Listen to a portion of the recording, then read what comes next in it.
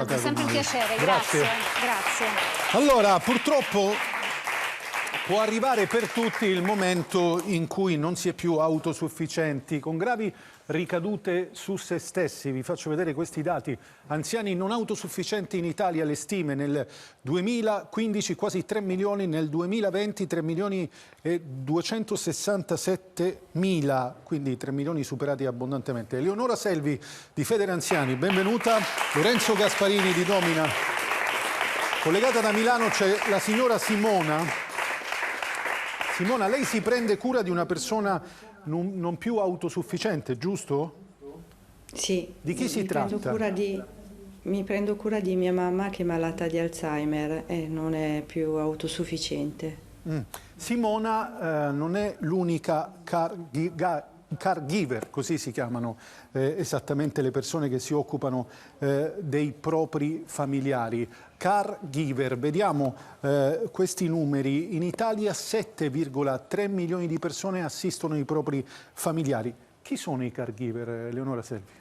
Di solito sono i parenti più stretti, quindi possono essere genitori, figli, anche genitori con figli disabili, oltre che figli con genitori anziani, spesso addirittura coniugi. Nella maggior parte dei casi sappiamo che sono le donne a svolgere questo ruolo, addirittura nel 74% dei casi, quindi una maggioranza schiacciante.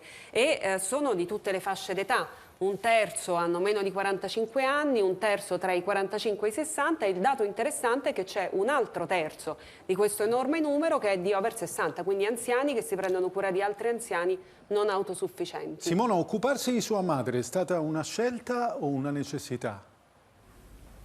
È stata una scelta obbligata, non essendo più autosufficiente aveva bisogno di un aiuto continuo, cioè una presenza continua. E quindi insomma ha deciso di occuparsi giustamente della mamma, anche perché assumere una badante spesso ha un costo proibitivo per molte famiglie. Vediamo quanto costa una badante. 54 ore convivente ci costa circa 1.000 euro al mese, 40 ore costa 1.135 euro al mese, il compenso nel solo weekend 150 euro. Gasparini, queste cifre sono comprensive dei contributi? No, queste cifre non sono comprensive dei contributi, per cui a queste cifre noi dobbiamo aggiungere il 15% in più di una contribuzione che deve essere versata ogni 3 mesi e proprio ai primi di ottobre c'è il versamento dei contributi contrattuali. Quindi, come capite bene, queste cifre aumentano e si alzano e di non poco. Tra l'altro, quante famiglie possono permettersi la badante in Italia? A giudicare dalle cifre, pochi. Il 52,9% per 5 ore settimanali, il 17% per 25 ore alla settimana e il 9% in una settimana per 54 ore. Chi non può permettersi la badante, Eleonora Selvi, cosa può fare? È in una situazione di difficoltà perché gli strumenti che oggi abbiamo a disposizione sono decisamente inadeguati rispetto a queste esigenze. C'è l'indennità di accompagnamento che è di appena 500 euro, quindi irrisoria rispetto ai costi che abbiamo appena visto. E c'è poi un assegno che viene dato invece a livello regionale e quindi per questo ci si può informare presso la regione, il comune o presso un patronato. Anche in questo caso si tratta di un sussidio economico mensile, ma talmente esiguo che appunto non basta. Quello di cui c'è bisogno è sicuramente una riforma di sistema, quindi avere uno strumento come viene fatto all'estero in alcuni paesi, ad esempio in Germania, dove c'è un'indennità molto più consistente e soprattutto misurata sui reali bisogni assistenziali, che quindi portano a diversi livelli. Si può arrivare ad avere fino a 1.800 euro al mese per i casi più gravi. Quello dei soldi non è l'unico problema per chi cerca una badante, il problema spesso è proprio trovarla. Sentiamo Davide Pennacchi. Trovare qualcuno che possa prendersi cura dei nostri cari non più autosufficienti non è impresa da poco. La soluzione? La badante. Ma è davvero così facile trovarne una?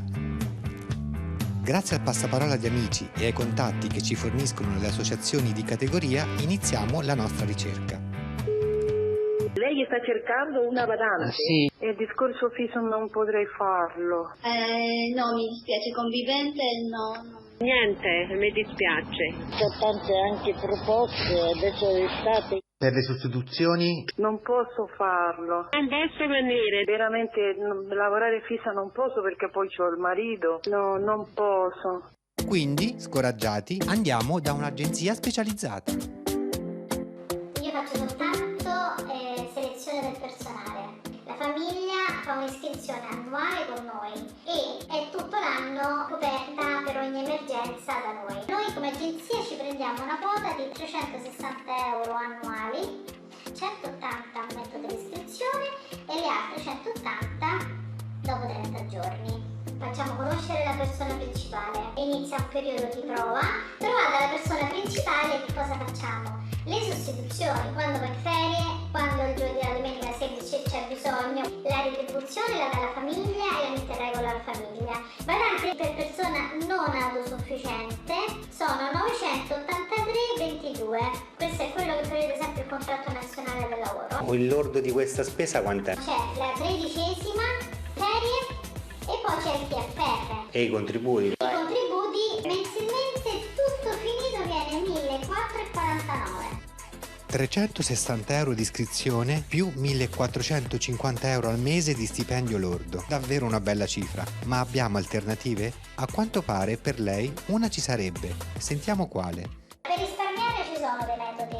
Dobbiamo trovare o una persona che prende la pensione, che comunque non c'ha bisogno di essere messa in regola, perché magari gli levano quei 2 soldi di pensione che uno gli dà, oppure una persona che è appena arrivata dall'Italia ancora non ha i documenti per essere messa in regola e uno può risparmiare 3-4 mesi. Stanno quelle invece che magari prendono la disoccupazione. Ah, io c'ho pure è divorziata, perciò non vuole essere messa in regola. Lei mi fa, guarda, se trovo una cosa fissa metto bene, se no poi le sostituzioni perché non vuole essere messa in regola. Facile a dirsi, non vuole essere messa in regola, meno a farsi. Cosa si rischia non mettendo in regola la badante, Gasparini? Si rischia parecchio. Oltre alle sanzioni amministrative dell'INPS, se noi mettiamo in regola, anzi se noi assumiamo una persona che non ha permesso di soggiorno, rischiamo grosso come famiglie. Ci sono anche dei rischi penali per la famiglia, quindi è fondamentale mettere in regola la lavoratrice e che abbia il permesso di soggiorno. Simona, è chiaro che la scelta di aiutare i suoi genitori ha comportato il fatto che lei rinunciasse a molte cose. A che cosa ha rinunciato? Innanzitutto ho rinunciato al lavoro. Che lavoro faceva? Non posso più permettermi, cioè, di lavorare perché mia mamma ha bisogno di aiuto e presenza continua, come dicevo prima. Che lavoro faceva, Simona? Montavo video, montaggio. Lavoravo dietro una telecamera. Dietro una telecamera, quindi insomma nel settore dell'audiovisivo. E quindi adesso non potendo lavorare, come fa, se glielo posso chiedere? Mia mamma prende l'accompagnamento, sono 500 euro di accompagnamento e praticamente prendo io i soldi dell'accompagnamento. Mi rendo conto che è una situazione molto difficile. Simona, la ringrazio per questa testimonianza, le faccio tanti auguri a lei e alla sua mamma. Grazie per essere stata nostra ospite. Grazie anche a Eleonora Selvi, a Gasparini, grazie anche a voi amici telespettatori. Noi ci vediamo come sempre domani mattina ore 10 su Rai 3. Buona giornata, ciao.